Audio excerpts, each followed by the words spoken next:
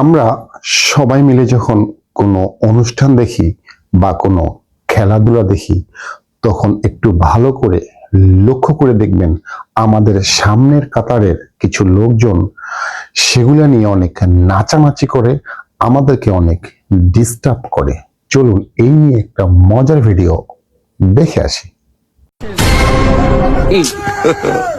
God have mercy upon us. Oh, no, no, no, no. Mama yangu, game over.